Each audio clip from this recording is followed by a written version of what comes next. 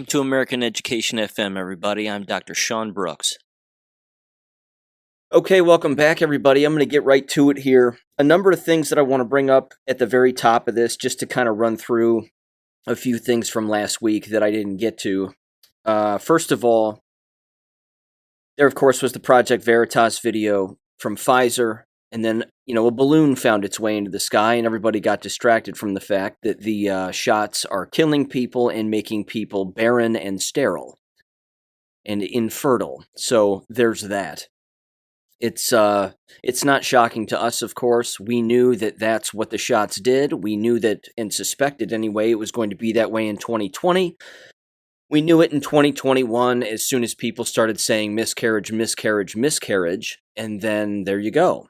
So that video has been making the rounds. My suggestion to Project Veritas is a rather simple one. I've said this on Gab. I'll say it here. They would do well to find someone else who can spill the beans on what's going on and, again, do their best to make that more public again. Getting these sound bites from these homosexual dates from a sodomite who happens to be a medical doctor is fine and dandy, but getting it from other people is going to, is going to have more of an impact also, because it's very easy to just discredit one particular person, and we know that that's exactly what the brainwashed left always does. They'll even attack their own and eat their own tail, because that's just what the liberal snake does all of the time. So find someone else if you can, if you haven't already. Air those as much as you can. And again, Project Veritas doesn't give a damn what I think, but I would stay away from the low-hanging fruit. You've heard me criticize them for, again, picking low-hanging fruit on particular stories. Oh, look, we caught a leftist school teacher saying leftist things. Weird. Let's get him fired. That's low-hanging fruit. The Pfizer thing, that's much, much bigger. That's much bigger. So stick with that as much as you can. Ooh, the media lied about something. Weird. Yeah, we know. Stick with the medical stuff. The medical stuff will bring down that house of cards and certainly contribute to it. So that's my 2 cents. Not that they care, but there you go. Unsolicited advice. The next thing, Damar Hamlin. Damar Hamlin, if he's alive, and those aren't deep fake videos, he put out a... It's just so dumb. You can't even make it up. He put out this stupid video that I hope has gone nowhere. And I certainly feel like it's gone nowhere, because I haven't seen anybody replicate it, let alone make another video about it, thank God. But he put out another video basically saying that he's challenging 3 people, and what is this going to sound like? He's challenging 3 people to do 3 things. Again, the numerology and him being the number 3, whatever, it's stupid. But either way, he wants people to learn how to conduct CPR, donate to some CPR organization, American Heart Association or whatever the hell, and then challenge 3 people to do the exact same thing. And he claims that he wants to challenge the GOATs, the greatest of all time. Who was it? Jesus. Tom Brady. I don't know, Oprah Winfrey and Michelle Obama, something like that. Of course, Michelle Obama's a dude, but whatever. It was something dumb like that. Point is, it's the ice bucket challenge all over again, and it's equally as stupid, if not dumber. So there's that. Just wanted to kind of get that off my chest. I saw that and I thought, you've got to be kidding me. The ice bucket challenge, I've been over it at length on this show, years ago when this show first started. That was one of the dumbest things I've ever seen people engage in. And I've got copious amounts of stories of me in public spaces listening to people talk about how they're going to do the ice bucket challenge. Oh, I can't wait to do it. It's going to be so much fun. I'm saying to myself, you're being used. It's a social experiment. It's a social conformity experiment and a money laundering operation, and you're being used. Go home, read a book, and shut the hell up. And just stop with all these societal games. I'll tell you this too. This is hilarious. I have a cousin who I don't talk to anymore because he's an asshole, but and I just, whatever. I mean, we kind of grew up around each other from time to time, saw each other like once a year. Again, I haven't seen him since I was probably like, I don't know, 19 years old, somewhere in there. Anyway, he's a school principal, and he did the ice bucket challenge. And there's a YouTube video of him doing it. And he doesn't look enthusiastic. He doesn't look like he wants to do it, but he does it anyway. It doesn't surprise me.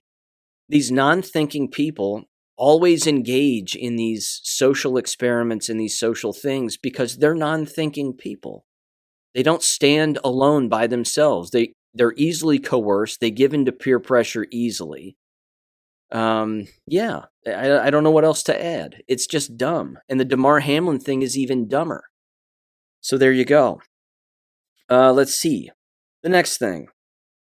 Dr. Robin McCutcheon got back to me, and the Marshall student who passed away, seemingly from the jabs, although we don't know the exact cause of death, but we can guess, can't we? Ironically enough, it was a male student who was an education major, a secondary education major, I believe a junior, if I'm not mistaken. So there you go. No update there, but like I said, these university presidents are going to be issuing these kinds of letters on a constant basis if they even choose to do it. Because issuing these letters again is going to be so frequent, they're probably going to say, wait a minute, we need to stop doing this. In fact, I'm certain that university presidents have probably already made the decision internally to not send out notices or letters of any kind that anyone on their campus has died, including a staff member. Maybe it's just a quick, so-and-so passed away from a brief illness or whatever excuse they'll use. But I'm shocked that they're even considering putting out these letters because all it does is shine an even bigger light on them and their actions. And again, it's ridiculous. And again, you've heard me say school boards are in the exact same position. They have no idea what's coming, what's currently going on, and what they've already done in the past, and how that's going to lead to their downfall. Because when people wake up out of these trances that they're in, and they recognize who is advocating for the mask wearing, the jab taking, all of it, those people are going to be angry when they wake up out of their trance, and they're going to come for people. They just are. They're going to get angry, and they are going to come for all of the socialites and elected officials and people in the public eye who are advocating for people to take the jabs. That's assuming that, again, they wake up out of their trance and put two and two together. But there you go. Just wanted to reiterate that one more time and bring up the Marshall thing. Okay. Let's see. Gosh, I have a ton of stuff here. Where to begin? I do want to make this correction. I'll do this right off the top, and then it'll lead me into Simone Gold once more, yet again. The piñata that just keeps producing, ladies and gentlemen. I made a reference to a guy in the last episode with the name Mac. And I said that this was the guy at the White Coat Summit who came out and screamed at everybody and told us all to shut the hell up and whatever else. And is the head of Simone Gold's security or something like that. That's not the guy's name. The Mac guy is not who I was thinking of. That apparently is a board member. It's not this particular guy who was, the head of her security. His name has slipped my mind. I can see his face in my head, but he was the guy who was at the very beginning of the last Simone Gold quote-unquote press release, that Zoom call that she had that you heard me talking about in a previous episode. He was the guy who was at the very beginning of that. Again, runs the security and handles the paperwork, allegedly, for Simone Gold and whatever else. So that's the person that I was referencing, not the Sheriff Mac guy. Okay. Speaking of AFLDS and Simone Gold, too, a couple of things. A number of things, actually. And then I have something that I want to read, too, from AJ. AJ sent me something that was very, very interesting. They've completely redone their website. It's totally different. They've completely scrubbed Simone Gold's last press release, that video. again, that I was commenting on on a previous episode. I can't find that video. That could be my search skills are poor, but it was on their website previously before they completely redesigned the entire thing and changed everything.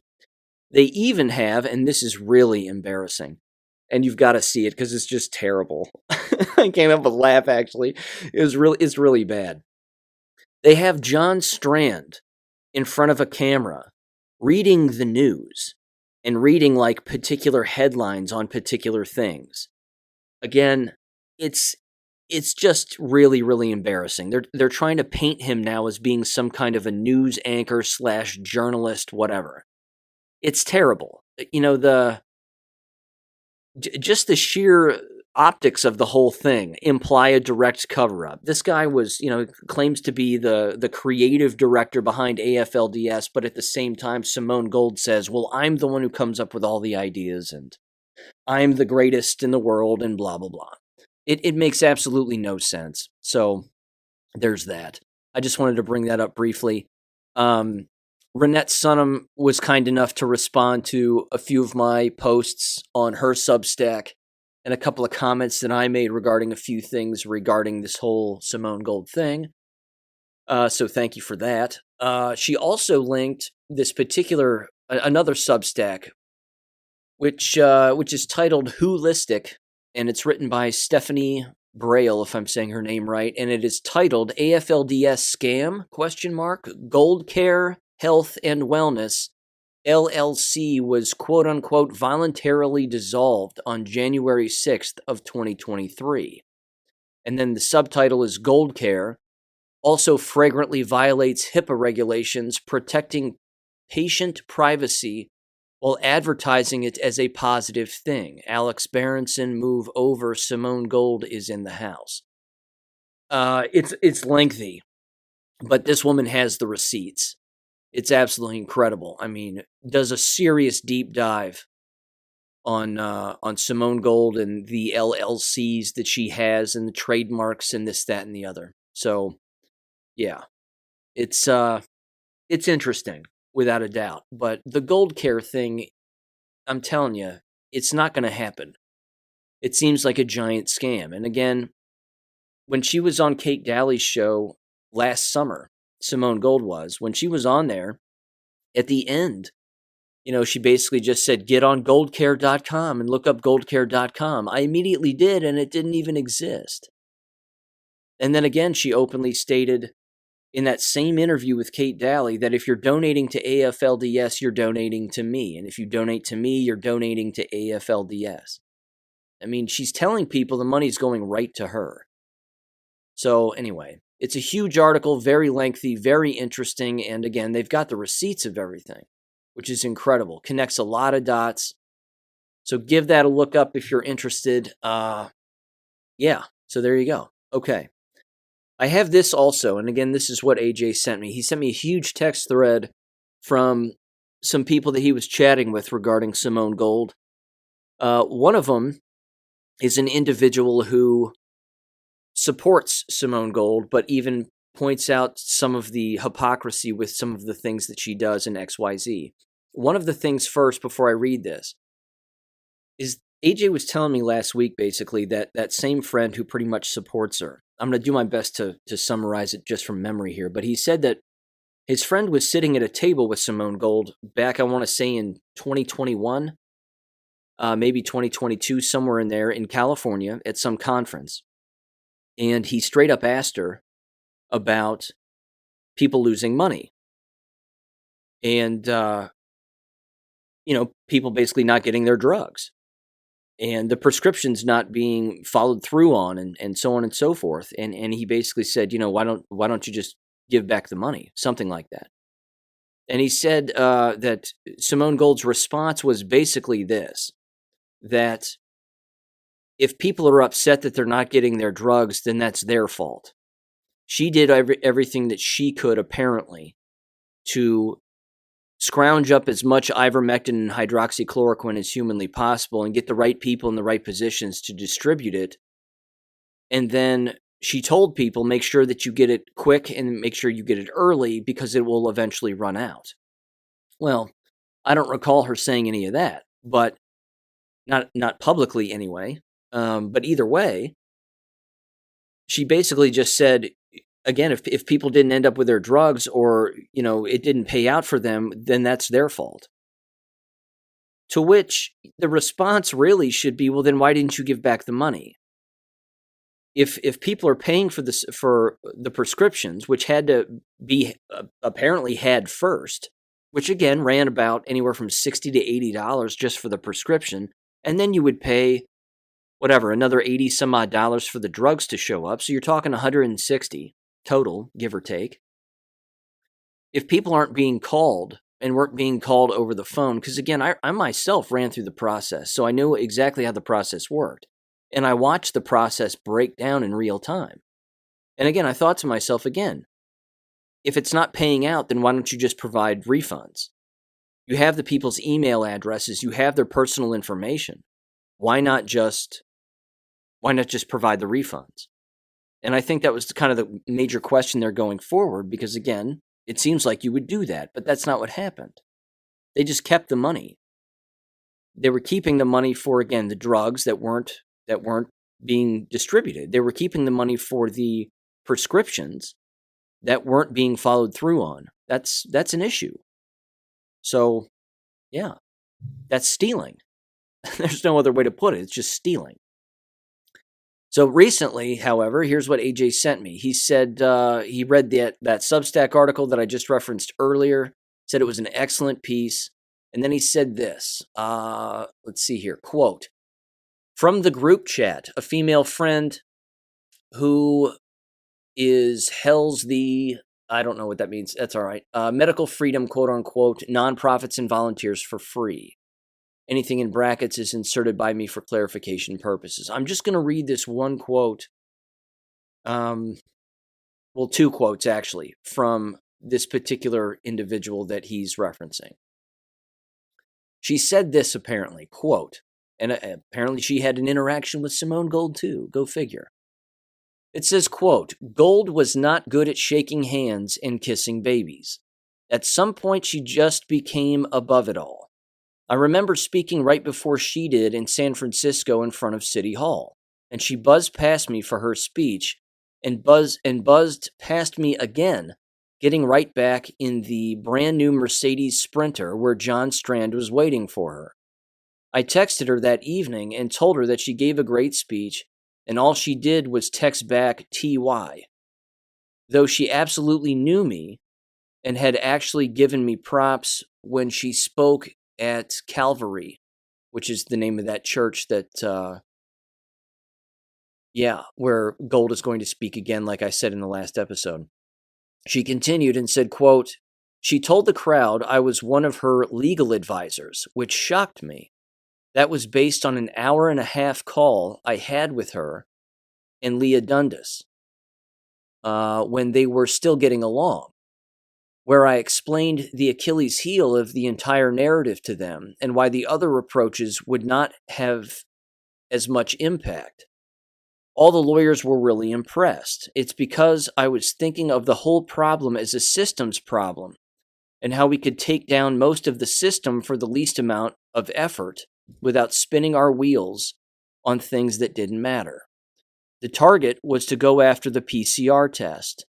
Unfortunately, that was too over the target, and I strongly believe now that either Reiner Fulmick was put in place to pretend he was going to do a big suit about the PCR test, or he legitimately wanted to do a big suit on the PCR test, but was threatened out of doing it eventually.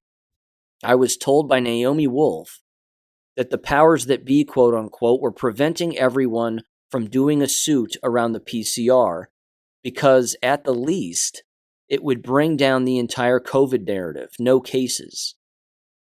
Exclamation point. In the middle. It would also bring down the entire HIV causes, AIDS narrative. And at the very worst for the powers that be and the population at large, it would lead to the fact that there is no proof that there are viruses at all. Unquote. Now, before I get into this second quote here from this woman, ladies and gentlemen, I can't tell you how gold That is right there. No pun intended. No reference to Simone Gold. That's perfect because that's it. That's the whole thing. That's the fairy tale. Viruses are not real. They don't exist. This is why Clorox can get away with putting it on the front of their tube of wipes, where in the upper left-hand corner it says, kills COVID-19. And then in the middle, below the Clorox name, it says, kills viruses and bacteria, 99.9% of them. It might as well say on the cover of that tube of Clorox, it might as well say, kills My Little Ponies. It kills purple unicorns with rainbow hair. It might as well say that because it's as fictitious as viruses. If the American public, ladies and gentlemen, woke up to the fact that viruses aren't real, that there's history that lays this out and endless literature that lays this out and proves this beyond a doubt, the people who believed it will throw themselves off of a bridge.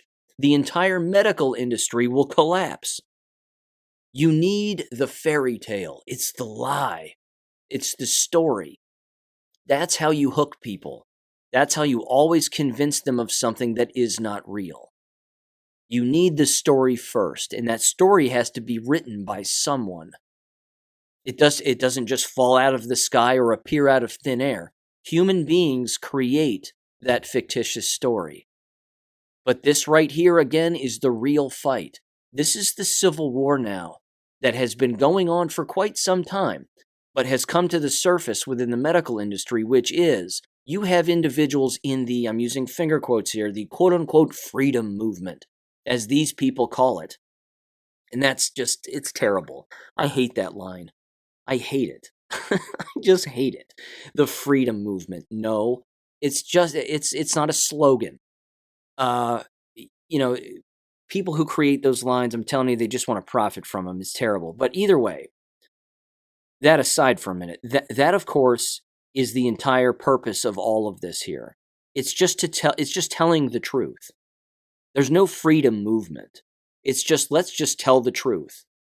Let's shed the skin of the lies that we've been bred into and born into our entire existence. Let's get rid of it. Let's read. Let's go back in time. And let's examine the fact that viruses are not real. But the Civil War in the medical industry, you have these individuals on our seeming side, so to speak, and again, they're at odds with one another. You have Dr. Pilevsky, who knows that viruses aren't real, and you have Dr. Malone, who thinks viruses are real. You have Dr. Lee Merritt, who knows that viruses aren't real, and then you have Ryan Cole and pick one, Simone Gold and Mikovits and lots of these other people that think that viruses are real. Dr. McCullough, viruses are real. Virology is a real thing. No, it isn't. No, it's not. There's just poison. And I've been through all the ways that you put poison into your body. The fastest way is you inject it directly into your bloodstream. That's the fastest way to get poison, quote unquote, viruses, into your bloodstream. If that narrative collapses, everybody's out of a job. Which again, the reason that the people in the medical industry aren't learning that viruses aren't real is because they want to maintain their medical license. Because if they lose their medical license, it's game over. If they even bring up viruses aren't real or even start to question it, the powers that be that hold the license over their head will snatch it away from them in the blink of an eye. They're still playing the corrupt game that they're claiming that they want to do away with as they profit from it at the exact same time. I detest these people. I want to make that abundantly clear. I detest them. I do not like anybody who seeks to profit off of maintaining a lie because they themselves don't want to learn the truth. Those people can go straight to hell, as far as I'm concerned. It's disgusting. But Sean, I got to keep a roof over my head, and I gotta I gotta pay the bills, and I'm a medical doctor. I want to help people, so whatever. And then cognitive dissonance kicks in, and then they're done, and then they don't want anything to do with it.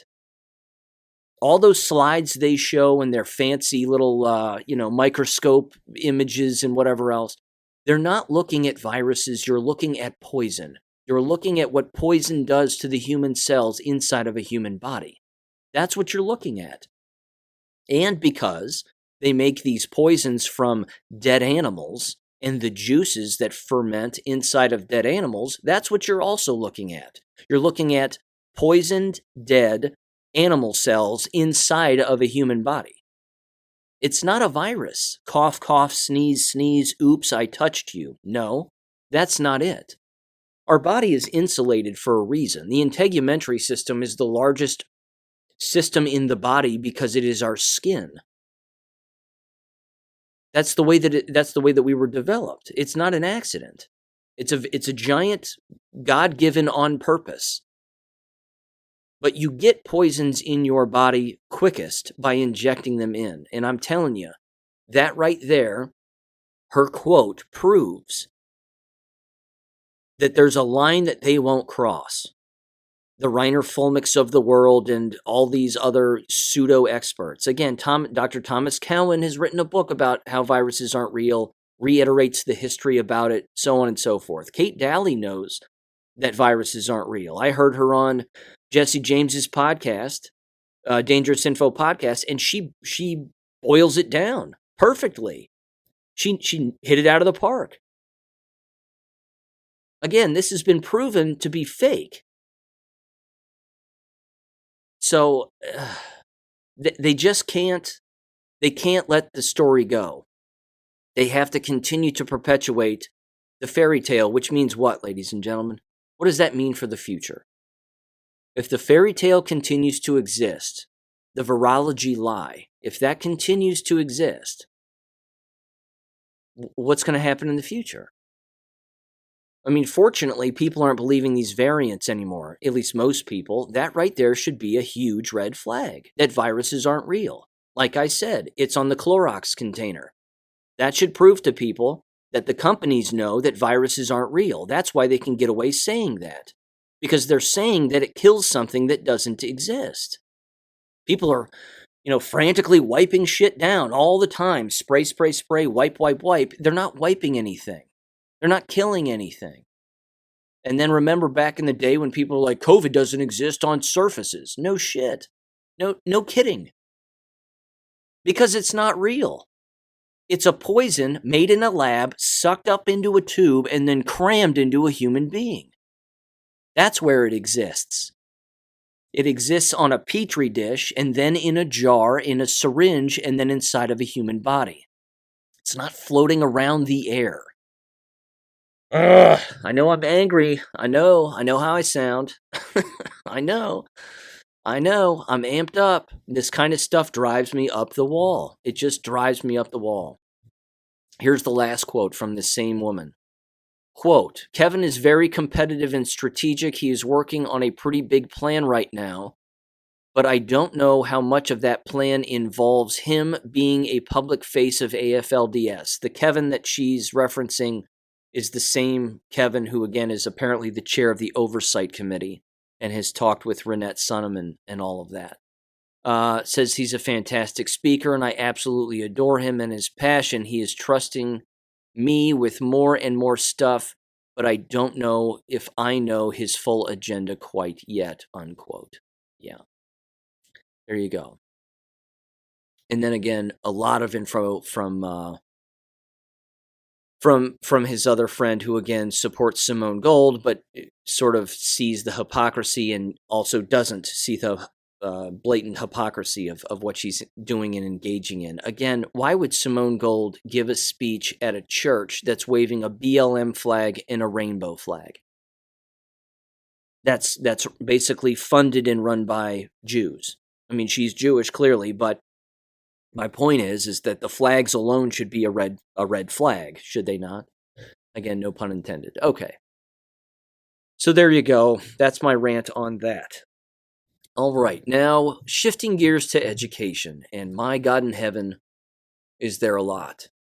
As I'm talking to you, actually, on this particular episode, as you've heard me say and even reference in past episodes, I watch the school board meetings in the town/city where my niece and nephew go. And again, you can look this up on YouTube if you're interested. It's the Westerville Board of Education meetings. Their channel is titled Social WCS. These people, ladies and gentlemen, are arguably just the most brainwashed people I've ever seen in my life. And every time that I see a school board meeting or I watch one, they have no idea what they've done and what they're doing and what they're promoting. But as I'm talking to you now, I'm sort of working my way through this particular board meeting. There's a presentation that's being given at the beginning that is awful. And it is specifically titled, I'll just give you the title here, What is Trauma and Resilience Schools? First of all, that's an incomplete sentence. So that should tell you right there. You mean what is trauma and resilient? What is trauma and resilient schools? What are trauma and resilient schools? Question mark. Not what is trauma and resilient schools. Honest to God. Public education. Okay. It continues here, and their second slide says this. Again, I'm not going to get into the full presentation because, again, I'm not done watching it, but I'm going to give you the Cliff Notes version from what I've seen thus far. And what I've seen thus far would indicate that this school district is concerned with being more of a parent and having more of a parental role in these children's lives than ever before, and they're ramping it up now. They're using the old, we hear about trauma a lot, and we hear about resilience, and kids need to be resilient, and we need to help them be resilient, and we need to help them as the school, get over their problems and what's going on in the home, and remind them that we are here for them, and blah, blah, blah, blah, blah. And then they say, of course, that the vast majority of individuals who experience, what does it say here? Sorry. It says, why focus on trauma and resilience is another slide. And it says, the best place to positively impact children outside of the home is school. Incorrect. Incorrect. The best place to positively impact children outside of the home is anywhere where you're around individuals who should know what they're talking about. That's not going on in school. School is a brainwashing camp. It's an indoctrination camp. By the grace of God, I broke out of it. Having worked in it for 10 years, I got away. It's the best decision I've ever made in my entire life. And if you want to hear, and you know this, by the way, because you're awake and you listen to this show, you're not in the Matrix anymore. Congratulations, welcome aboard. With that said, you know this like I do, that when you are awake out of the Matrix and you live in the real world, you can see physically with your eyes and you can hear with your ears people who still live in the Matrix. And that right there, I think, as far as I'm concerned, continues to be the hardest thing to experience. It's painful. I mean, it gets my blood pressure up. It angers me, a thousand things. You see these brainwashed goons just going through the motions in these meetings and walking around and swearing to God that, they're doing the right thing. These are the same people, ladies and gentlemen, that pushed masks on people, and yet no one's wearing them anymore. It's almost like they think that COVID's just disappeared. You see, you know this about me, but I talk to myself like a crazy person from time to time. And I Walter Mittied what it would be like, again, to show up at this particular board meeting in Westerville, Ohio, and talk to these goons. And walk up to the lectern and say, okay, here's the deal. You all push masks and jabs on people. You're probably all jabbed. I'm shocked you're alive. And now you're not wearing masks. So has everybody in this brainwashed town forgotten that you all pushed masks on people and told everybody to wear masks, and now you're not wearing them. Why aren't you wearing them? Has COVID disappeared? Has this invisible thing that doesn't exist just disappeared now? To where you all feel so comfortable not wearing your masks? The hypocrisy is at face value. That's my whole point. It's at face value. These individuals, again, they're doing the exact opposite today of what they were screaming at people to do a year ago, and I might add, kicking people out of their school and even firing them for not complying.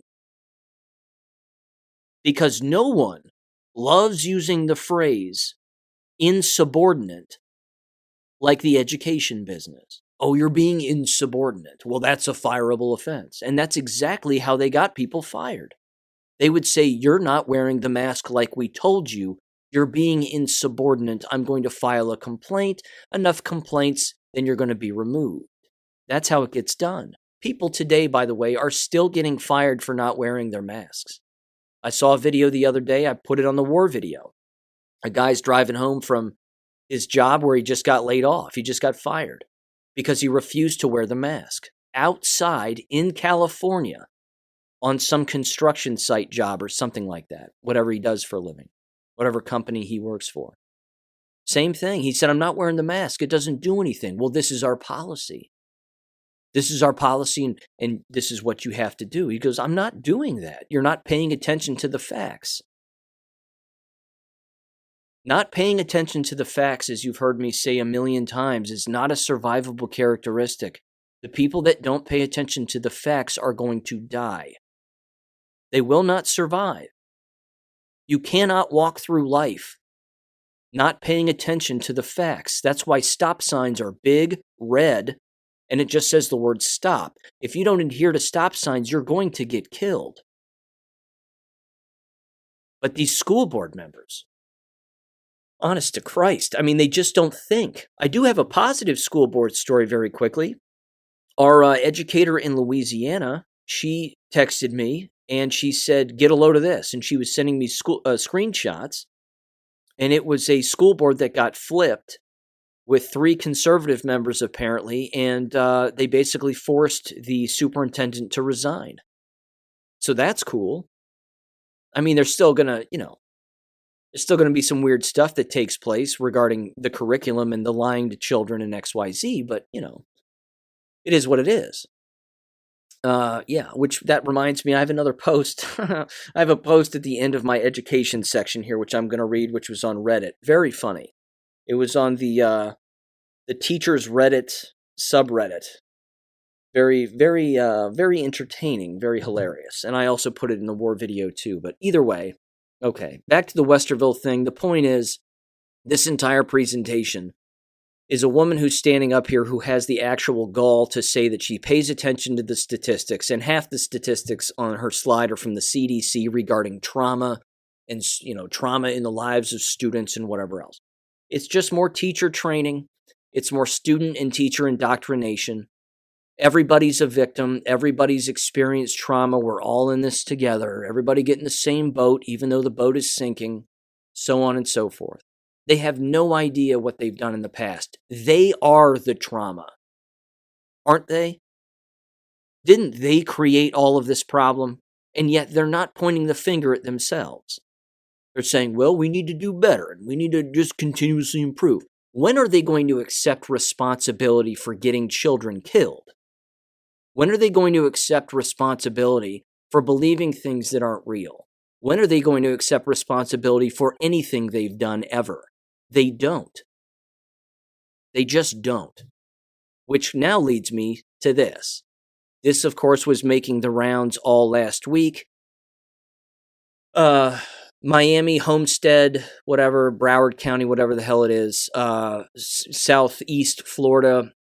Mother is pressing charges, of course, after her 3rd grade daughter was beaten on the school bus. We saw the video. I'm sure you've seen it by now.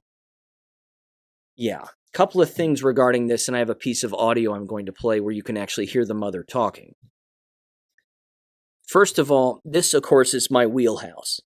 It's always been my wheelhouse, the business of violence in school, who's responsible, and XYZ. I've written about it at length, numerous books. You know that. The people who are responsible for violence in school, ladies and gentlemen, are the parents who don't know what the hell they're doing with their own children because they're not smart enough to reproduce. Well, let me take that back. They reproduce, but they're not smart enough to actually raise a young person to be an adult. Okay? That's number one. Number two, the biggest problem with violence in school and the number one cause, or number two cause of violence in school, are the people who work inside of the building. It's the employees. They are the problem. The school board, the superintendent, you go up and down that ladder as much as you want. It's all of them. They're all responsible. And the reason that you get violence in a lot of cases is not just because of what goes on in society. You get violence because violence is a physical and emotional reaction to confusion. It's confusion and a lack of knowledge. So ask yourself this question. Where does confusion and a lack of knowledge exist most predominantly in the United States? Find that location, and that's where you will have the most crime. That's where you'll have the most murder, rape, torture, etc., etc. Where there are the least amount of brains, the least amount of thinking. This is where you have violence. But it's also happening in schools. So wrap your head around that one. Because again, the lying that goes on in schools regarding curriculum creates confusion. You've heard me say it 1,000 times too, that the valedictorian of a school or a district, whether it's just one per year or multiple per year, they're not the smartest people in the town or in the school. They're just the people who memorize the most amount of lies. But they think that they're the best because they have the best grades. No, they're not. They're not the brightest. They're not the smartest. Most people don't like memorizing lies. That's why you have social disruption. That's why you have chaos. And that's why you have violence.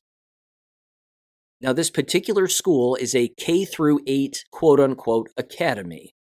And that's its actual title. The word academy is in the title of the school. What is interesting about that is that 9 times out of 10, when you hear the name academy associated with a K-12 school, it's either a charter school, in many cases, 9 out of 10, or it's an alternative school for students who are not civil and can't understand the basic dynamics of a regular K-12 school, essentially. So they get thrown into a academy. I don't know if that's the case in this case. Could just be a charter school. It might just be that. But either way, the name academy should always be a red flag. Because when you hear the name academy, it doesn't necessarily mean that, it's a good place to go to school. I think all of that's a giant number one. Number two, when I was younger, my parents had us ride the bus when we were in elementary school. And by the time we reached middle school, riding the bus became a punishment. If we didn't do what we were told, or we didn't get particular grades, then we rode the bus as a punishment. My parents were smart people.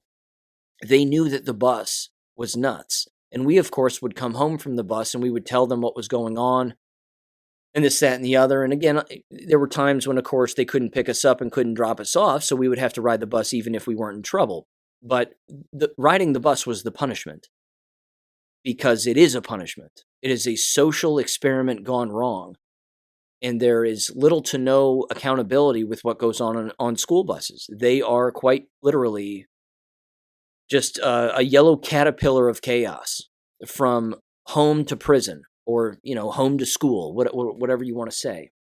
I don't know, it's nuts. But in this particular audio, which you're going to hear, of course, the mother is pressing charges, which is great. That is happening, as she should. It's assault and battery on at least two minors.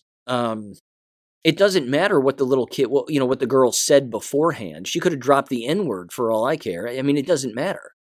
Sticks and stones. I mean, come on. Can't handle words. Too bad. Who teaches their sons to beat women? I mean, that's what you're watching here. You're watching family members. You're watching the kin of family members who have apparently taught their family members that it's okay to beat girls. That, again, is just what you're watching in the video. That's the whole thing. So, yeah. Anyway, here's the audio.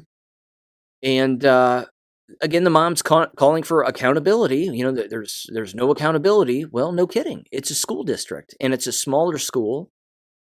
And, again, it could be an alternative or a charter school. That's not uncommon. That's par for the course. This is the way that it goes. Every child has a set amount of money associated with them. Thousands of dollars in many cases. Probably the case here. Again, Coconut Palm, K through 8 Academy. Huge red flag. But even if the student gets arrested, are they going to kick the student out permanently? Well, probably not. They'll probably invite them back. May suspend them a little bit after their stint in juvenile detention, and then they'll be right back in the classroom as if nothing happened. That right there, too, that particular practice of bringing back the most violent is why schools are violent. It's why schools are unhealthy environments, because everybody sees that person come back. Everybody sees it. Even the teachers who don't have those students see that those students are back. And they're thinking to themselves, where in the hell am I working? What is going on here? Why do I work in an environment that's letting criminals come right back into our schools? I mean, they're allowed to teach illegal aliens, for Christ's sake. Wrap your head around that one, too. But no one's above the law, ladies and gentlemen. Remember that. Democrats would lead everybody to believe that no one is above the law. Okay. Why are we letting the worst of the worst back into school buildings then, after heinous attacks or drug possession or weapons possession or whatever it may be? Now, I know it doesn't happen everywhere, but the point is it shouldn't happen anywhere. That's the point. So here's this audio from the Local 10 News in 3, 2, 1. A middle school student has been arrested and will be facing charges for savagely attacking a girl on the school bus. The victim is just 9 years old. And her mom says when she told the principal about what happened, she was advised to pull her kids out of that school. Let's go to Local 10's Christina Vasquez live now with the mother's reaction. Christina. And we did reach out to the principal of that school to confirm that claim. We have not yet heard back from the principal. I can tell you at the end of the day, what you're hearing when you hear the mom say something like that is she's looking for accountability. I do have to warn you as we get into this story that the images you are about to see, they're difficult. I get a call from my friend. You need to go call the cops. You need to go to the school right away. Your daughter was beat up pretty badly on the school bus. Her daughter, just 9 years old. A third grader at Coconut Palm K through 8 Academy in Homestead, caught on camera trying to shield her head as a boy, attacked by an older kid, stands over her, landing blows. She cowers, and then a second student begins punching her. I don't see any adult intervention at all. The victim's mom telling us in her short time enrolling her children here, she has already encountered issues of bullying and fights in the school, and there is no control of the students in the school. A district spokesperson tells us students involved will be disciplined per the Code of Student Conduct, while schools police identified one as the offender, issuing that student a civil citation. When it comes to the bus driver and aide, school transportation, they need to be held accountable for the safety of our children. The district says, quote, the incident is under review to determine whether the employee will face disciplinary action. My goal is not to incriminate any other children. My goal is to make sure that they have the security for the kids to make sure that it doesn't continue to happen. And just a short time ago, I got off the phone with the union president that represents transportation workers here at Miami-Dade County Public Schools. And she tells me over the phone that as far as she is aware, that the bus driver and the bus aide that were on that bus did not violate any school board policy. Meantime, as many of you know, this disturbing video is coming on the heels of some recent, very violent, brutal school fights caught on camera. Began to ask the Or are we seeing an uptick in school fights on campuses between Miami-Dade and Broward? We're going to talk more about that coming up at Local 10 News at 6. For now, reporting live for you, I'm Christina Vasquez. Are we seeing an uptick in violent attacks in school buildings across America? It's always been this way. It's always been this way. Schools just allowed technology to enter that have cameras and recording devices. And society has taught people, unfortunately, that this is okay. That recording attempted murder and uploading it on the internet is going to get you likes, shares, so on and so forth. Who took the footage? Who took the footage of the assault, battery, and attempted murder? That person needs to go to juvenile detention. End of story. There's at least 3 guilty parties, including, I might add, the aide who was on the bus, which means the only reason you have an aide on a bus is because there's someone handicapped who's on the bus, or because they know that the students who are on the bus are violent. That's the only 2 reasons you have an aide on the bus, not to mention the bus driver. No one intervened. While a attempted murder was being recorded by minors and conducted by minors. And again, for the mom to say, I'm not interested in incarcerating anybody or whatever, incriminating anybody, yes, you should be. That should be your number 1 priority right now. You should seek justice for your daughter to the fullest extent of the law. They belong in prison, if not worse, for beating this girl. Doesn't matter what the girl said. I don't care. Sticks and stones. It does not matter. And then, of course, you homeschool. That's what you do. Your daughter can read, she can write, she can teach herself.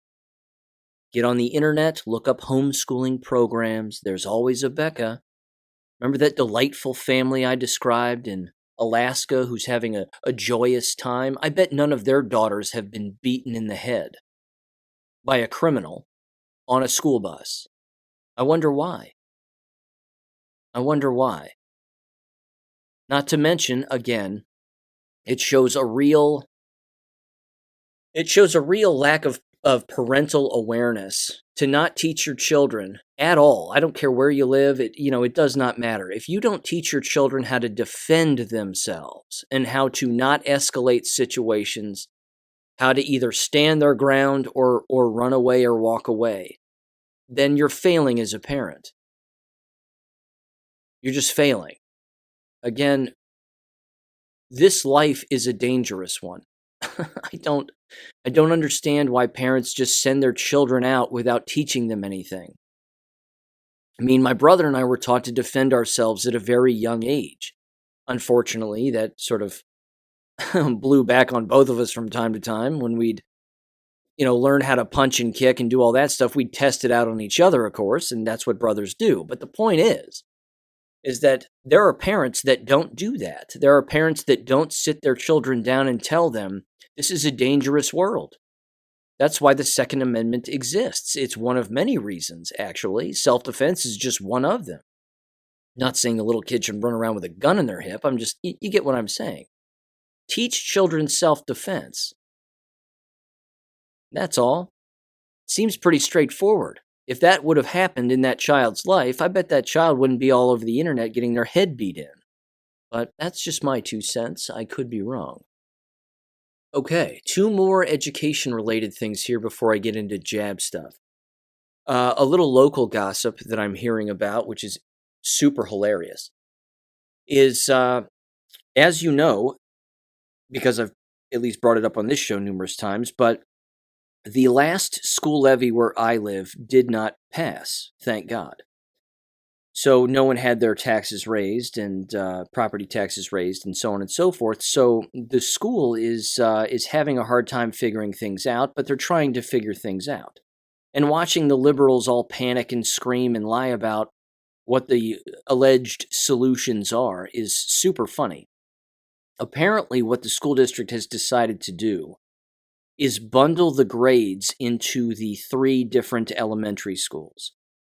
So it's something like, basically, instead of pre-K or K through 5 being in each of the 3 elementary schools, they're just stacking them all together so that pre-K through first grade is in one building. And then second through whatever, third is in another building, and then fourth through fifth is in another building. This right here, ladies and gentlemen, is the hidden aspect of education that many individuals, of course, certainly in the mainstream, would never analyze nor break down, which is why this show exists. This is the entire point, to sort of get down to the crux of the matter as to what goes on strategically speaking, because I know what's taking place right now. What's taking place within any school district that is experiencing such shifts and moves based on financial strain is, again, the liberal snake is eating its own tail, and they're blaming each other constantly. And it's a beautiful thing to watch. Watching liberals turn on one another is so fun. It's so fun. A huge smile on my face. It's glorious. It's a glorious thing. This is how out of control these people are. This is how unhinged they are. They are not grounded in any reality whatsoever. They create their own problems, and then they have no idea how to fix them because they created them. You'd think they'd know how to fix them, but they never learn. These people never learn. So here's what's happened. They've decided to do that because apparently it's going to save money and keep teachers from being fired. I'm not sure how, but it is apparently. There were allegedly individuals screaming and yelling about how it's going to cost jobs and it's going to do this and it's going to do that, and then certain officials came out and said no, that's not the case, and then of course they had to eat their own words. One of the things that's happening is you have the teachers union, who is apparently leaking some of this information to the teachers, fear-mongering, and telling everybody this is the way that it's going to be, and it's going to be awful, and people are going to lose their jobs and whatever else. And then, of course, just stokes the flames among the teaching population. The move itself, to move teachers out of the building that they enjoy being in, and then moving them to another building, I'm telling you what, there is nothing that pisses off a school teacher more than that, because you're talking about people who are creatures of habit. And this is one of the major reasons why school teachers are some of the most brainwashed human beings on the face of the planet, is because they are creatures of habit. They nestle into their little nest, they sit right there, and they don't ever want to leave. And if you disrupt that nest or rock that boat in any way, it doesn't even matter if you do it in the interest of helping somebody else. They will show you their true colors as people, because that's when they get real selfish. And then they'll just start screaming and yelling, "How can you take me out of my classroom? How can you move me from one building to the next? I didn't ask for this." And they just start screaming and yelling and screaming and yelling, all while trying to pick up mercury with a fork and balance in the middle of a pond or try to walk on water. It can't happen. I mean, these people just make absolutely no sense whatsoever. But they don't understand that they are the cause of their own problems. They are truly the cause of all of their problems, but they don't know it. They hire all these unnecessary people, and then they say, well, we don't have any money. They implement all these brainwashing programs, and then they say, well, why are people yelling at us at school board meetings? How about you just start listening to people? How about that? If school boards and the people that run these districts just started listening to people and actually doing what the people wanted, things might be a little different. But they're not going to be, because that's not how the environment is designed. The environment, again, is designed purposefully to manipulate everybody who is inside, including the school teachers and administrators themselves. Keep in mind, too, administrators, of course, make approximately twice what a school teacher makes, at least twice, depending on, of course, what the school teacher themselves is making. They're just order followers. They're going to follow the orders. If the people above them tell them to do a particular thing and tell your staff about this, that, or the other. The staff is going to chew the head off of the administrator, not knowing that or not paying attention to nor caring that the decisions that are actually being made are at the hands of the superintendent and the board members themselves. But it's not just these reactionary decisions that are getting made. It's the smaller decisions they make on a day in and day out basis that lead to these larger problems. That's what they don't understand. So, I don't know. I mean, you can't fix these environments. You can't. They're designed to fail. They're just designed to fail. There's no other way around it. Let me give you an example. This is hilarious. This was a post that was, again, on Reddit, and I put it up on Gab. And it's very funny. And again, it's emblematic of a waking up process, which is great. And it's also emblematic of the entire education system and the confusion that exists within. Because again, during this whole time, you would think that if a school teacher was experiencing what this school teacher is apparently experiencing, assuming this post is real and that it wasn't written by somebody else for comedic reasons, but in any case, you would think that they would start asking questions about this particular subject and maybe learning something or unlearning something. Who's to know? But you would think that they would do that. But like I've said before, and like I just said earlier, these are people who are creatures of habit. They're not thinking people. They're just creatures of habit. They get up, they get dressed, they wash themselves, they eat, they go to school, they do their thing, bang, bang, bang, bang. They come home, they do this, they do that. And then they repeat, rinse and repeat, rinse and repeat, rinse and repeat. But there's a shift that's taking place among youth.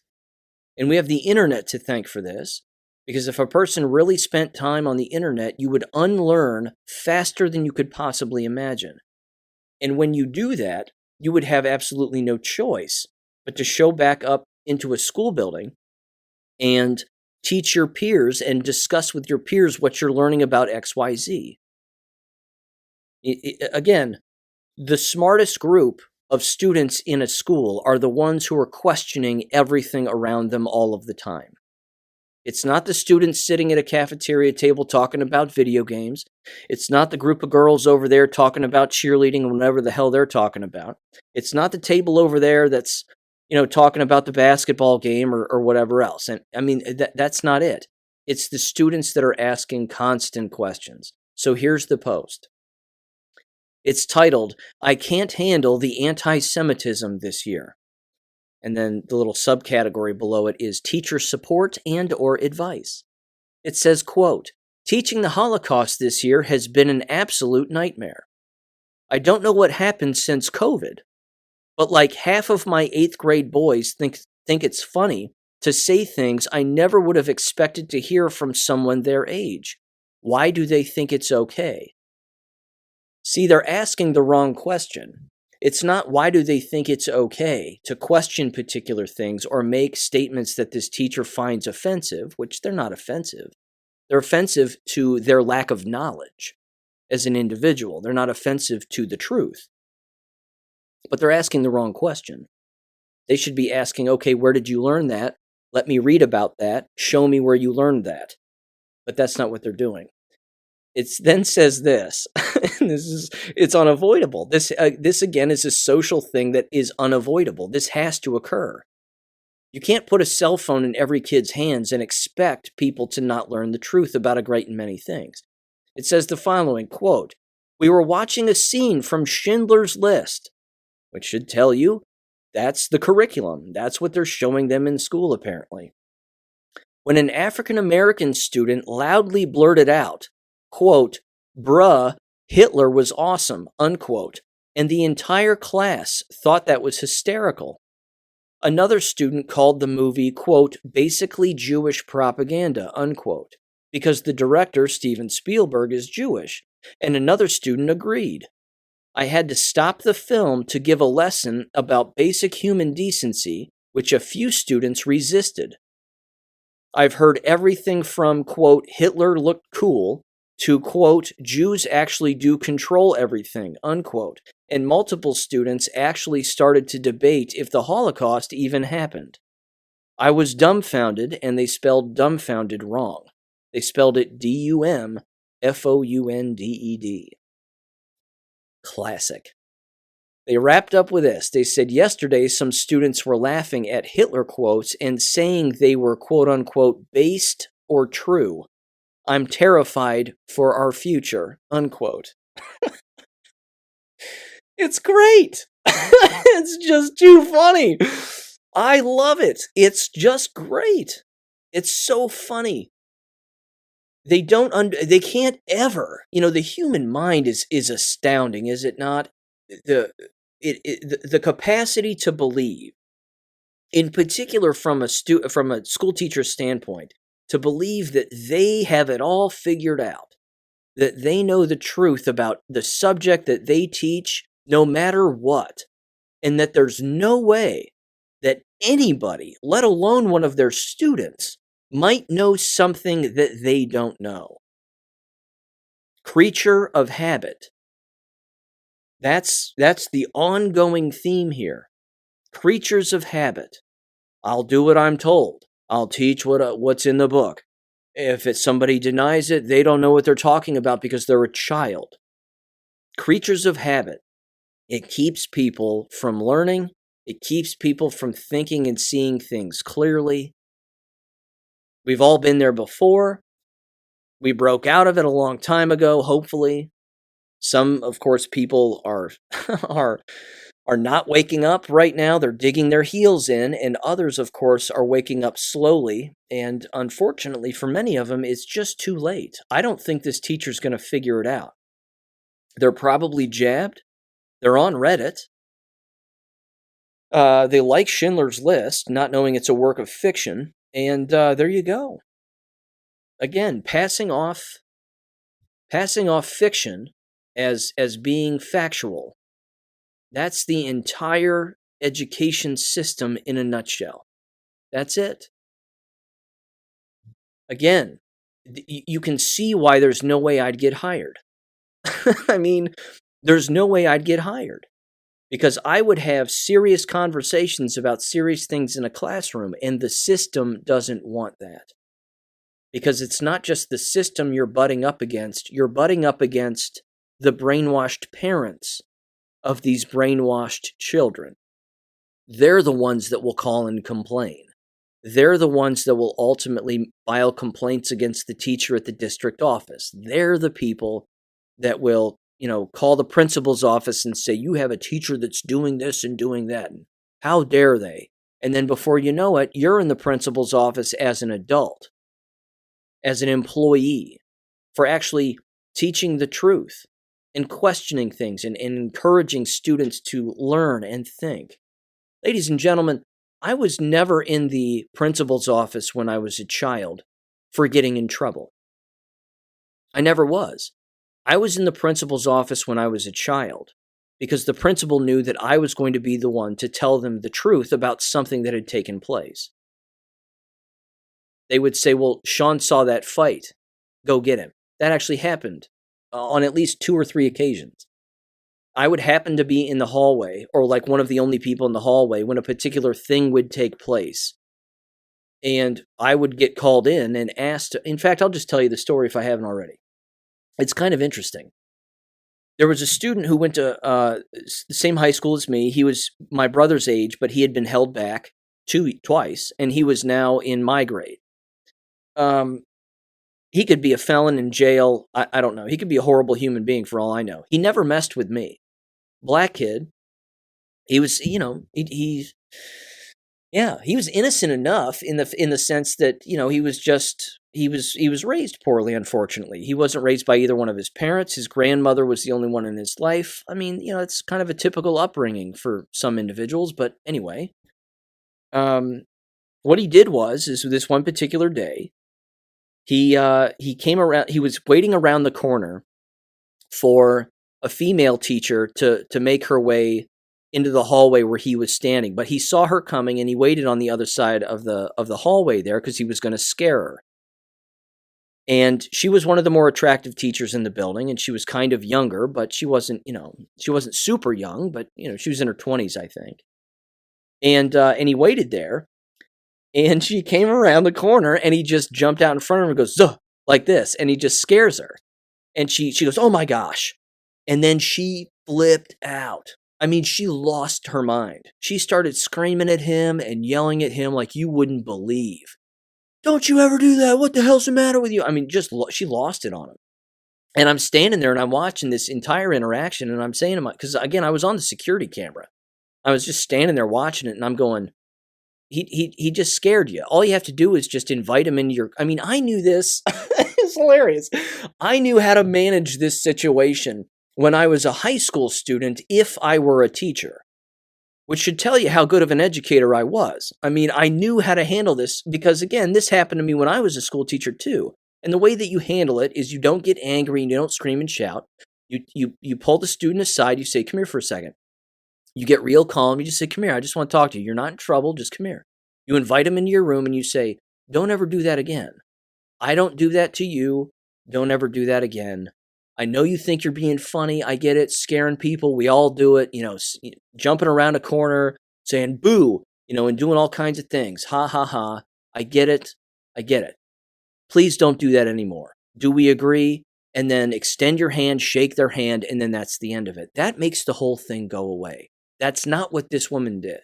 This woman flipped her shit. I mean, she lost her mind.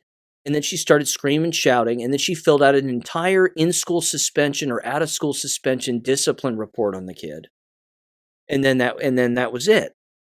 So then I got pulled into the principal's office out of nowhere. Now I'm thinking I'm in trouble. And I'm going, I get the note in class and it says, "Go to the principal's office." So I go and I sit down, and I knew the guy. In fact, you may recognize the name too. His name was, let's see, I think his name was Rob Walker, if I'm not mistaken. Rob Walker was the brother of Randy Walker, who used to be the head football coach of Northwestern University, the Wildcats. In fact, Randy Walker, the former head coach, he's dead now. I went to school with his kids, and he was even an assistant coach of one of my summer league baseball teams. He was a nice guy. But he was, I mean, you saw him on the sidelines, he was a big guy, overweight, screamed a ton. He just screamed constantly. And I remember thinking to myself, bro, like, you're going to have a heart attack. He had a heart attack and died. Anyway, his brother, Rob Walker, was the school principal that particular year when I was there. And Rob was a nice guy too. Very common sense, down to earth. And he looked at me and he goes, "Sean, you're not in trouble." He goes, I just wanted to ask you about an incident that occurred that apparently you were a witness to, and I just wanted to get your take on it." And I told him exactly what I just told you here as to what happened. I said, she flipped out. I said, he was just trying to scare her. He was just having fun. I said, she overreacted big time. There was another way she could have handled it. I said, but, I understand, she didn't want to get scared, but she didn't have to react the way that she reacted. And he goes, "I get it, Sean." He goes, "Thank you." He goes, "I appreciate it." He goes, "I knew that if I asked you, I'd get a down-to-earth answer." I was like a sophomore in high school. I mean, I was 80 pounds soaking wet. And that right there is exactly, how I handled that particular situation. But that right there, too, is part of it's just emblematic of the entire environment. There's so much inconsistency is my overall point. It's so unhealthy. All these stories here and these news incidents that I brought up in this episode, that should prove to you that homeschooling is the only way. It's the only way. Because, yes, there will be confusion, but that inner turmoil that goes on in your own mind is supposed to be there because that's you unlearning and then learning again. Just like the school teacher again in the classroom showing Schindler's List. Same thing. This is a teacher who's having a hard time unlearning or even coming to grips with the fact that they need to unlearn. And they're going to have to unlearn because if they don't again, it's not a survivable skill. It just isn't. Here's the next thing. This was from The Blaze. This is insane. Again, if you need another reason to homeschool, ladies and gentlemen, I would like to submit to the court yet another exhibit. Again, from the Blaze, it is titled, School Board Asks Students to Wear a Sweater, quote unquote, so schools can turn down the heat to fight climate change. And there's a picture here of children standing and sitting. I don't know if they're praying or what they're doing, but they're all wearing stocking caps. They all have stocking caps on their head. Again, I don't know where they got the photo. I don't know if it's linked, but it's nuts to say the least. A little from this story more specifically. The Halton District School Board in Ontario, Canada, encouraged children to wear sweaters to school so that schools could turn down the heat to fight climate change, according to documents obtained by the Blaze. Students attending schools under the Halton District School Board, the same school board behind the infamous teacher with the prosthetic breasts. There you go. Again, this particular school's nuts. Asked students in the region to wear sweaters to school so that the temperature in the building could be turned down 2 degrees in hopes of, quote-unquote, preventing climate change. And then it says, quote, our National Sweater Day, WWF, asks Canadians to turn down thermostats by 2 degrees Celsius at home, at schools, and at work to highlight the role that energy conservation plays in preventing climate change. Ladies and gentlemen, in case you were also unaware, on a related and yet unrelated note, it is School Board Recognition Month in the state of Ohio.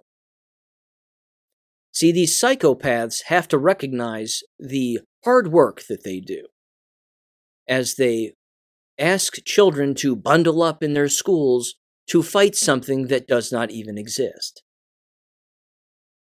I don't know what to do. This apparently took place just over the course of one day. February 2nd is National Sweater Day. Turn down your heat and put on a sweater. Go to hell.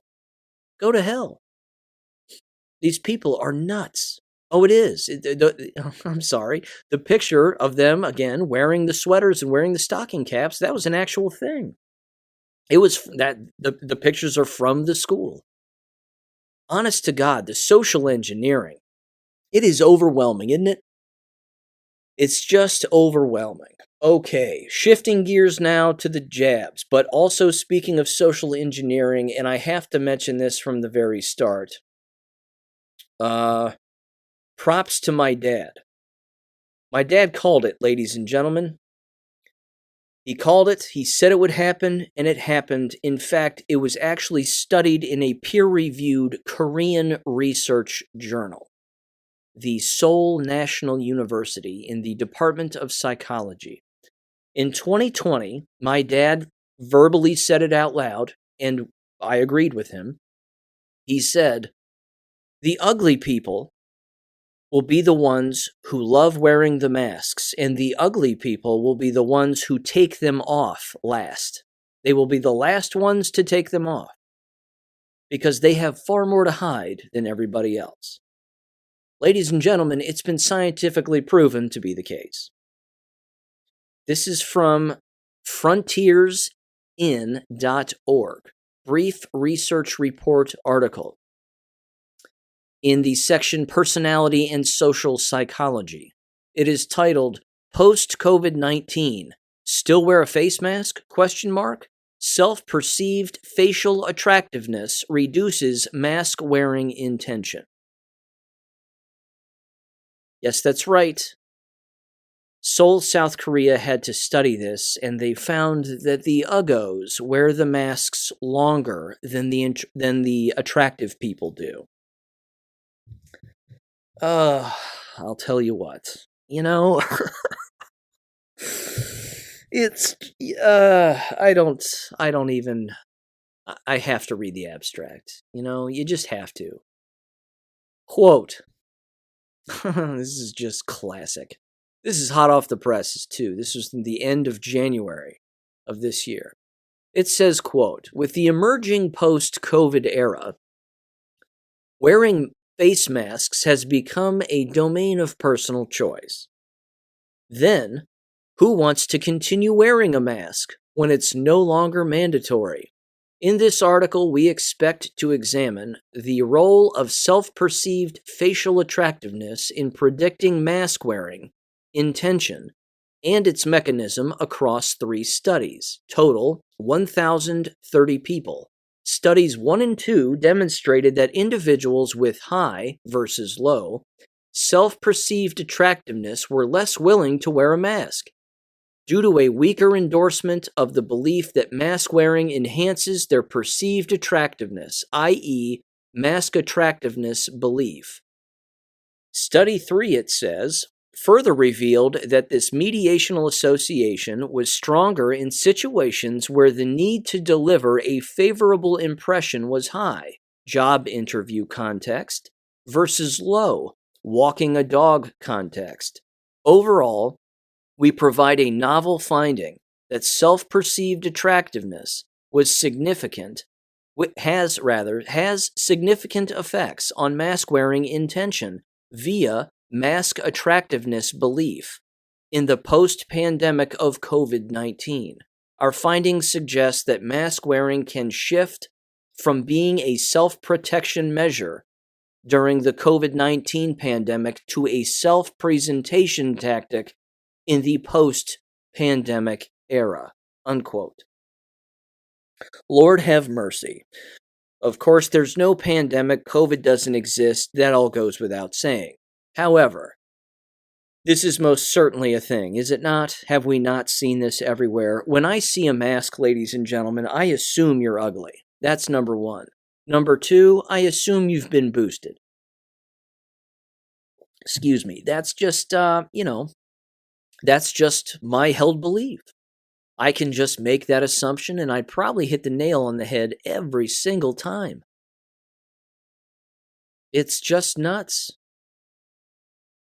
They have 2 quotes right here at the beginning of the introduction. Quote, I can't wait to stop wearing a mask. I can't wait to show my full face in places again, anonymous internet user said. Another one said this, quote, I like to hide my face under the mask and really dread the day when mask mandates will come to an end, said the ugly person. Honest to God, the references that they have in this study too, very well done. Well done. Mask wearing intention, mask attractiveness belief. Who would have thought it? My dad, as it turns out, in 2020. Nice work, Dad. Honest to God. Oh, it's classic. Yep, the ugly ones are going to be the ones that are wearing the mask longer. You watch, it'll happen. And I was like, that's sound. That's sound science. I think he's 100% right. I mean, the man's a researcher, for Christ's sake. He knows what he's doing. Former researcher. He knows what's up. Yeah. He has a PhD in educational psychology. I think he had it figured out. There you go. Okay, well, there's this particular story too. I need to bring this up. This was, of course, sad and totally expected. But one of the things, of course, that's taking place here, socially speaking, when it comes to the jabs specifically, is what are the parents doing who are on social media when their child dies from the jabs? And then the parent gets ganged up on social media because everybody's telling them you killed your kid with the jabs. I mean, this is a thing. This, too, is moving the Overton window rather quickly, and this is a phenomenon that is taking place, and it's a very interesting one. Remarkably unfortunate regarding this 6-year-old Ohio girl, but she died unexpectedly, quote-unquote, and then it says her name was Anastasia Weaver. And then it says the mother scrubbed the Facebook page after relentless attacks and finger-pointing. Yeah. Because the mom, again, a registered nurse, ironic, in Akron at the Children's Hospital. Again, this is the brainwashing again. These mothers who are nurses, whether they be married, single, or whatever, they're working in these environments, they're believing everything they're hearing, and then they take those false beliefs home, and then they spread them on their children, and case in point, they get their children killed. It's horrible. But again, they also had no problem putting their own vax status on the internet, and same with their child. My child just got vaccinated. We're doing our part. All of that stuff, all that social engineering stuff. They don't stop to think to themselves. And they might not even know. This is how awful this is, and how strong social engineering is. And brainwashing, of course. They don't even know that that's a thing. They don't even know that social engineering is a purposeful thing, that people sit at board tables and decide, how are we going to manipulate people? And they do it, by the way, in every line of work. They do it with everything. They do it with children's toys. They do it with medicine. They do it in education, nursing. You can pick anything. What is it that people will like, and what can we do to get them to like it? How can we move them in a particular direction that will get them to buy into what it is that we're selling? Again, it's the parents that don't understand that actually takes place, that is a societal phenomenon too, that is always at play. It's always a variable. But yeah, this mother got her daughter killed, and had no problem getting on social media and posting all of the hospital pictures and 1,000 other things. It's beyond disgusting. But they would do well, again, to keep their Facebook page open and start asking questions. That's all. Just ask questions. Just ask them. If the shots are killing people, can you please provide me proof that that's the case? If the shots are killing, again, this is, this is a nurse. This is somebody who works in the profession. You'd think they'd be seeing this at face value. They have to be seeing it at face value because, again, only the jabbed are dying. Only the jabbed are getting sick. And, of course, those who aren't jabbed who are being shed on by the jabbed, but you get what I'm saying. Just ask the question. Like the Holocaust teacher in the classroom. How about you just ask? Instead of getting defensive and angry and not understanding, understand you don't understand. And what do you do when you don't understand something? You ask questions. Ask them to yourself. Ask them to a large group of people. That's what social media is really for, is it not? It's for asking questions. So yeah, there you go. And of course, if she was curious, she could go to the expose news.com and find all she'd want to read. Copious amounts of information here. And this is from Rhoda Wilson, and it's from February 2nd, titled, "Vaccines Have Likely Been the Primary Cause of Illness for Over a Century." No kidding. It says, quote, "In 1979, the WHO and the CDC redesigned the International Classification of Diseases coding list and erased any possibility for the world's coroners to label a cause of death related to vaccination. A coroner has no code to input if he or she believes someone died of a vaccine. For over 50 years, WHO and CDC have been forcing coroners to mislabel vaccination deaths. Beyond the fact that it is likely a crime, this suppression means that, quote, informed consent, unquote, has been totally corrupt for decades. Contrary to what we have been made to believe, vaccination is neither safe for our children nor for us. Poor vaccination protocols have been the likely premier cause of illness for over a century." And it goes on and on and on. Mislabeling vaccination deaths for over 50 years. There's a giant article there, tons of charts. Go to the expose. I'm telling you. She should have stayed on Facebook. She has learning to do. At the very least, learn for your dead child so that you don't hurt anybody else. Because if that woman is still in the nursing profession, and she probably is she still jabbing people? Is she perpetually playing the victim? Who knows? It's remarkably unfortunate, ladies and gentlemen, but it is still happening and going to continue to happen. Okay. One last thing here. I just want to jump in here at the end and mention this one thing. I mentioned it earlier, but I just came across this now, so I'm going to mention this now. education related here, and government, of course. The House Judiciary has subpoenaed the FBI's director, Christopher Wray, regarding the targeting of parents at school board meetings. This is going to get interesting, I think. And I'm going to do my best to watch some of this because I think some of what will be revealed, of course, isn't going to shock any of us. We know what's going on. We fully understand that this was a real thing. And we know that Merrick Garland was trying to downplay the whole thing when he was in front of committees last year, when he was questioned about it. But here's what this says. It says, House Judiciary Committee Chairman Jim Jordan subpoenaed the FBI Director Christopher Wray on Friday, compelling him to turn over documents and communications related to the FBI's misuse of federal criminal and counterterrorism resources, quote unquote, to target parents at school board meetings. Fox News Digital first reviewed the subpoena, which compels Wray to turn over documents to the committee at 9 a.m. on March 1st. It says, quote, the subpoena compels Wray to produce all documents referring to meetings with U.S. Attorney's Office in accordance with the Attorney General Merrick Garland, October 4th, 2021 memo, with his memo, which directed the FBI to partner with local law enforcement and U.S. attorneys to identify parental threats at school board meetings against faculty and, quote unquote, prosecute them when appropriate, unquote. It says the subpoena also demands documents related to the Justice Department's task force that focused on identifying school board threats and the FBI's role as a member of that task force. Wouldn't it be funny if my name was in FBI documents related to school board meetings?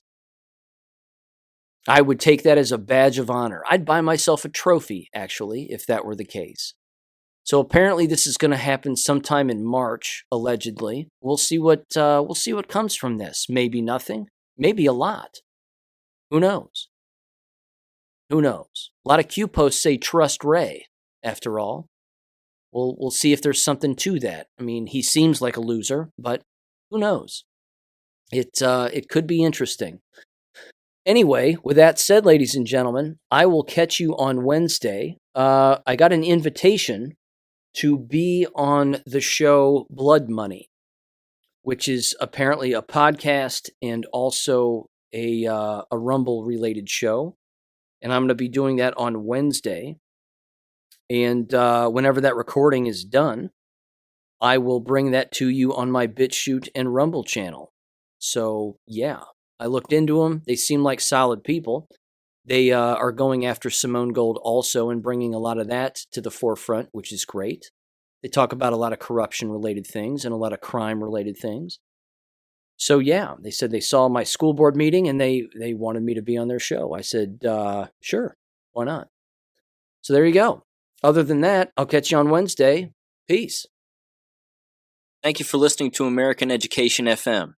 Make sure and check out AmericanEducationFM.com for more information. Take care and God bless.